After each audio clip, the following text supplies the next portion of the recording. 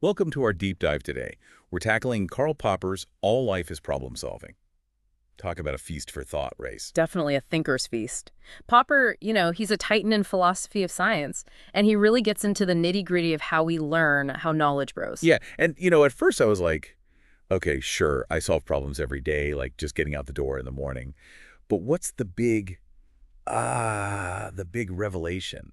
But Popper takes it way beyond that, doesn't he? He does. It's amazing how such a simple phrase, all life is problem solving, can unlock this whole universe of ideas, and he shows how it applies not just to our little daily struggles, but to the very core of evolution and scientific discovery too. Right. And when I first started reading, I was like, okay, I get it, problem solving. But then Popper gives us this really elegant three-stage model Yeah, for how all learning happens, he does. whether it's, an amoeba figuring out its environment or Einstein coming up with a theory. Exactly.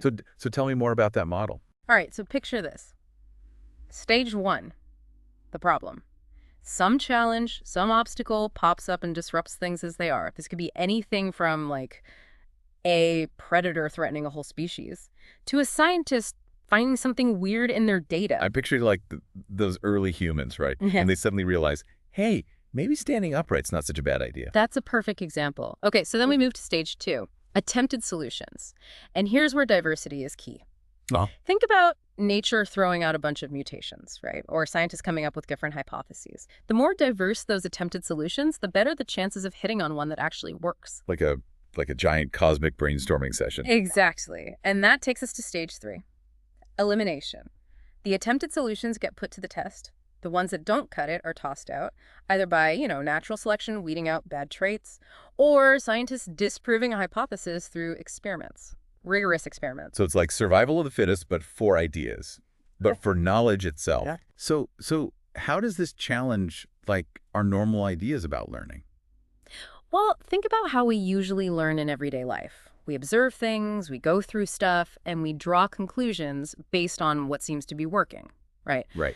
Popper calls this pre-scientific knowledge. It's passive, it's shaped by our immediate surroundings. It's like trial and error, but without any real system. Exactly. Science, the way Popper sees it, takes a much more proactive approach. It's also critical, Instead of just accepting whatever seems true, science actively tries to falsify its theories. Wait, so science is all about trying to disprove itself. That seems a little backwards. It might sound strange, but think about it this way.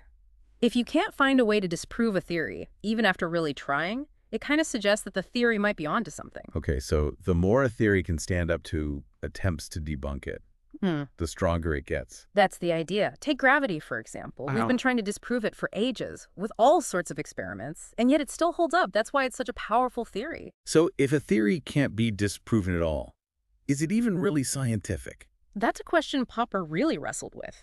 He argued that some theories, even if they sound really impressive, they're built in a way that makes them impossible to disprove. Can you give an example? Yeah, so Popper was pretty critical of Freud's psychoanalysis. He said it was so flexible that any behavior could be twisted to fit the theory.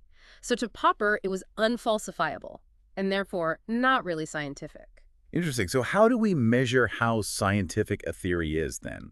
Is it just about how much it puts itself out there to be disproven? That's where Popper's idea of empirical content comes in.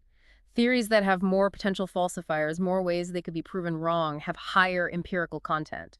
They're making bolder claims about the world. So even if they end up being wrong, they give us more information. So a theory that risks more to explain more is actually more valuable to science. Exactly. It's not about being right or wrong, but about what the theory contributes to our understanding. Even if it just shows us where we were mistaken. That's a really cool way to think about it. It shifts the focus from being certain to the whole process of inquiry. Right. And this leads us to one of Popper's most fascinating ideas, World 3, the realm of objective knowledge. Oh, okay, now we're getting into the mind-bending stuff. Break it down for me. What exactly is this World 3? Okay, so think of it this way. We've got the physical world, World 1, everything we can see and touch, planets, trees, our phones. Then there's World 2, the world of our own experiences, our thoughts, feelings, perceptions. So World 1 is objective reality, and World 2 is like our own inner worlds. Exactly. Now, World 3 is something totally different. It's the realm of objective knowledge. theories, ideas, problems, arguments, things that exist independently of our minds, or the physical world. So it's like a world of pure ideas floating out there somewhere. It's more nuanced than that, but you're getting the gist. Popper argued that World 3 interacts with both World 1 and World 2 in really amazing ways. Okay, I'm hooked. Give me an example of how this World 3 stuff actually affects us. Let's take prime numbers. They exist in World 3, right? They're not physical objects. And what they are doesn't depend on what we think about them. True. They're just out there like part of math. Right. Now think about how the very idea of prime numbers, this World 3 concept, how that's influenced mathematicians in World 2, leading to all these discoveries in number theory. And those discoveries have had real-world impacts, like in cryptography and computer science, World 1. Wow, so this abstract concept of prime numbers, it's had a real impact on the physical world. That's wild. And that's just one example. Popper believed that World 3 is always shaping our thoughts and actions. It influences how we understand the world.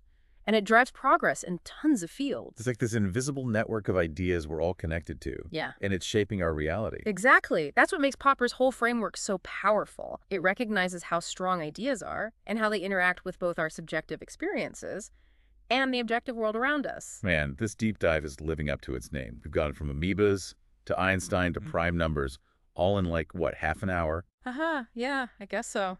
Where do we even go from here? Well, if you think those topics were mind-bending, just wait till we get to Popper's take on the mind-body problem. He dives right into how our thoughts and feelings, our very consciousness, how all of that connects to what's happening physically in our brains.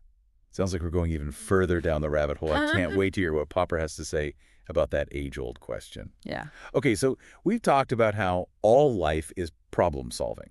And that goes for everything from, tiny organisms evolving to scientists making big breakthroughs. But where does consciousness fit in? Like, how do our thoughts and feelings, our experiences, relate to the physical stuff of our brains? Yeah, that's the big question, isn't it? The mind-body problem. It's a puzzle philosophers have been wrestling with for centuries. And Popper definitely doesn't shy away from it. So I'm ready to have my mind blown. What's Popper's take on this whole mind-body thing? Well, he starts by laying out the main contenders, the classic solutions that have been proposed over time. We've got interactionism, parallelism, physicalism, and mentalism. Each one tries to bridge that gap between mind and matter in a different way. Okay, let's break those down one by one, starting with interactionism. What's the basic idea there? Interactionism, like the name says, proposes that the mind and body are separate things. But they interact, they influence each other. Okay. So your thoughts, feelings, intentions, those can cause actual physical changes in your brain. Okay. And on the flip side, things happening in your brain can shape your mental state. So there's a two-way street. Our minds affect our bodies, and our bodies affect our minds. Exactly. It's a pretty intuitive idea, right? We all know how stress can manifest physically, or how a good workout can boost your mood. Interactionism tries to explain those everyday experiences in a more systematic way. Yeah, that definitely resonates with me. Yeah. So what about parallelism? How does that try to solve this mind-body puzzle? Parallelism takes a different approach. It says that mental and physical events run parallel to each other, like two clocks that are perfectly synchronized, but they don't actually interact. So our thoughts and brain activity are coordinated but not causing each other. Right. It's like for every thought you have, there's a matching brain event happening at the same time. But one isn't causing the other, they're just in sync. Like a choreographed dance or something. That's a great way to put it. Okay, that's pretty out there. Yeah. What about physicalism? That sounds like it's coming from a more materialist point of view. Yeah, you got it. Physicalism, sometimes called materialism, is all about the physical world. It argues that everything, even our minds, can be explained in terms of physical processes and matter. Thoughts, feelings, consciousness, they're all just products of complicated interactions happening in the brain. So from a physicalist perspective, we're basically like biological machines. Pretty much, yeah. There's no separate mind stuff, no mystical soul, no ethereal essence. It's all just neurons firing, chemicals interacting. Yeah. That's a pretty stark view of consciousness. Right. What about the opposite view? Is that where mentalism comes in? Exactly. Mentalism, sometimes called idealism, takes the opposite stance. It says that the mind is fundamental, and the physical world is either created by the mind or depends on it in some way. It's like saying that reality is a mental construction. Like, we're back in the Matrix. Reality is an illusion. Well, it's a bit more nuanced than that. But you're getting the idea. In its more extreme forms, mentalism suggests that the world we experience is ultimately a creation of our minds. Wow, okay, that's a lot to unpack. So where does Popper land on all of this? Does he pick a winner among these four? He actually finds both physicalism and mentalism too simplistic. Like, they're taking one piece of the puzzle and trying to make it the whole So picture. he doesn't like reducing consciousness to just matter? Or saying it creates reality? Right, exactly. He thinks parallelism is interesting, but ultimately not convincing, because it can't really explain the complex relationship between mental and physical events. So if he's not on board with any of these classic solutions, what does he propose? Well, remember World 3, the realm of objective knowledge we talked about earlier. Popper brings that concept into play when he tackles the mind-body problem. Okay, remind me how World 3 fits into all of this. World 3 is the world of ideas, theories, problems, arguments, all the stuff that makes up objective knowledge.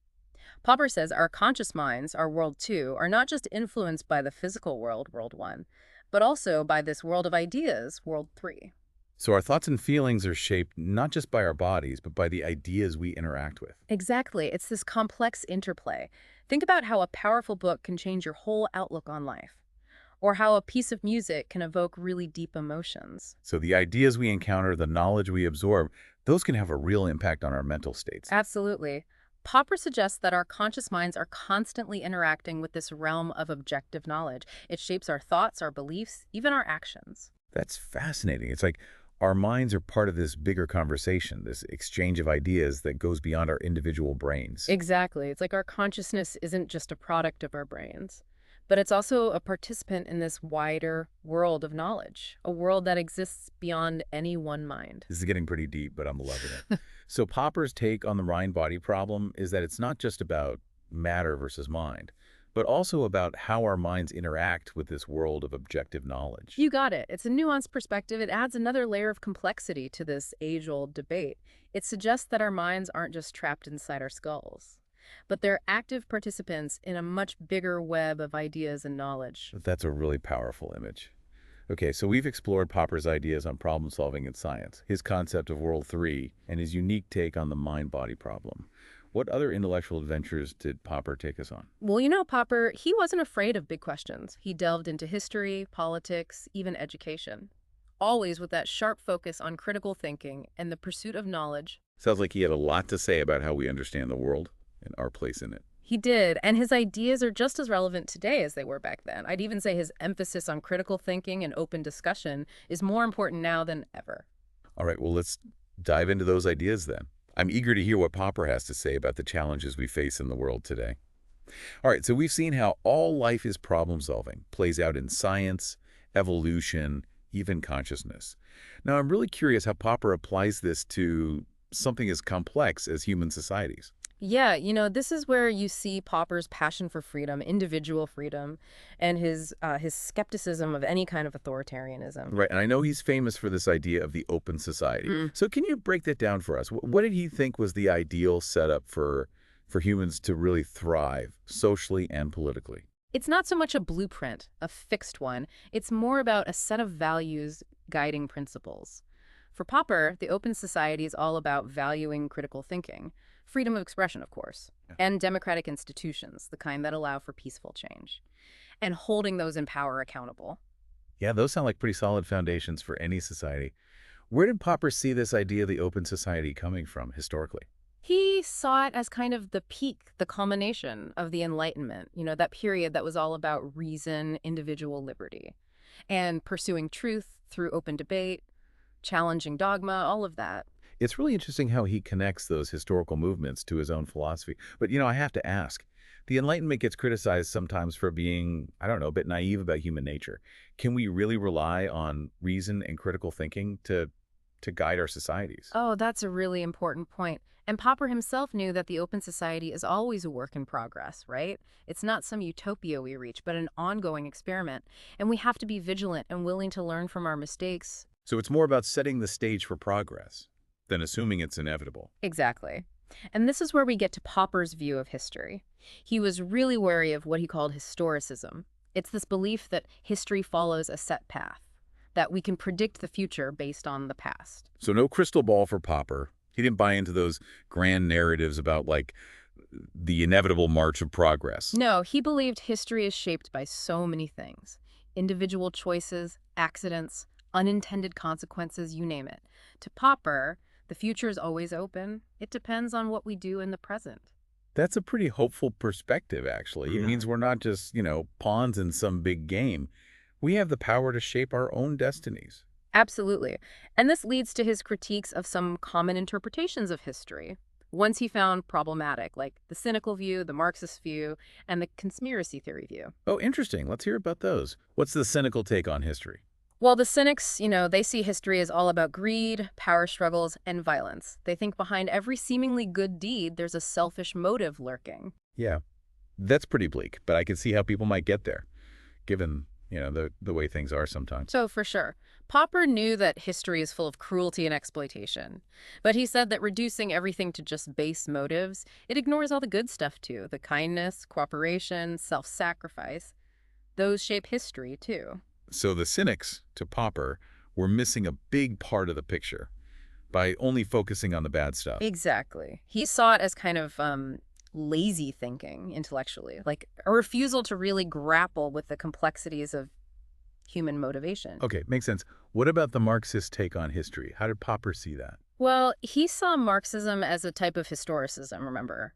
That idea that history is inevitably moving towards, in this case, a communist utopia, through these struggles between classes. And I'm guessing, based on what we've talked about, Popper wasn't a big fan of this historical inevitability idea. He rejected it completely. He argued there's no guarantee that any ideology, even socialism, will just win out. History's way more unpredictable than that. It's shaped by what people choose to do, not some preset course. So even if we're working towards a better future, we can't just assume it'll happen automatically because of some historical law. Exactly. We got to put in the work, recognizing that there are no guarantees. Makes sense. Yeah. All right, we've done the cynics, the Marxists. What about the conspiracy theorists? Where do they fit in?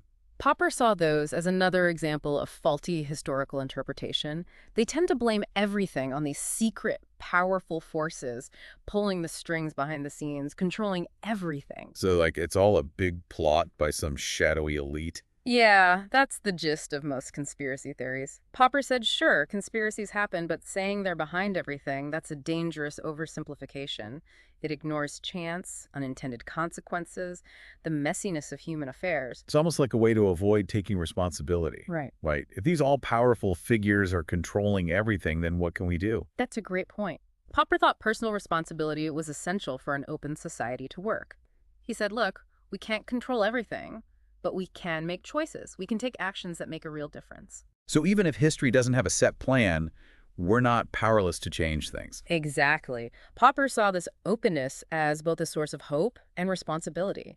We have the freedom to shape our destiny as individuals and together. So if Popper was so against historical inevitability, how did he square that with his belief in progress? Can we work for a better future without believing it's guaranteed? Great question. This gets to Popper's nuanced view of progress. He did believe it was possible, even something to aim for, but not automatic. It takes constant effort, critical thinking, learning from our mistakes, always learning. So not a straight line upwards, more like a winding path with lots of turns. That's a great way to put it. And it's a path we have to forge ourselves through the choices we make, the actions we take. Popper believed the open society, with its focus on individual freedom and inquiry. That gave us the best shot at navigating this path and making real progress. Okay, I see how all these pieces connect. But what did this open society look like practically? What about his views on democracy, specific political systems? Well, he was definitely pro-democracy, but not in a simplistic way. Not just rule by the people, and that's it. He saw it mainly as a system that lets us remove governments peacefully, without resorting to violence or chaos. So more about checks and balances, holding leaders accountable, than just majority rule. Exactly. He wanted democracy to empower citizens to hold their leaders' feet to the fire, so to speak. And he was critical of some electoral systems like proportional representation. He thought they could lead to too much division, make it hard to see who's responsible. It sounds like he was really concerned with making democracy work well in practice. He was, and his insights are so relevant today. We're dealing with polarization, misinformation, democratic norms eroding all over. Yeah, no kidding. This has been such an eye-opening look into Popper's ideas. I can see why his work still resonates with so many people. I think it's that emphasis on critical thinking, taking responsibility, always seeking knowledge. It speaks to something fundamental about us. We're all problem solvers in our own way, and Popper gives us this framework for facing challenges with openness, curiosity, and a real commitment to building a better world. That's a great note to end on. Thanks so much for taking us on this deep dive into Karl Popper's mind. My pleasure. It's been a fun one. And to our listeners, keep those minds questioning. And remember, all life is problem solving.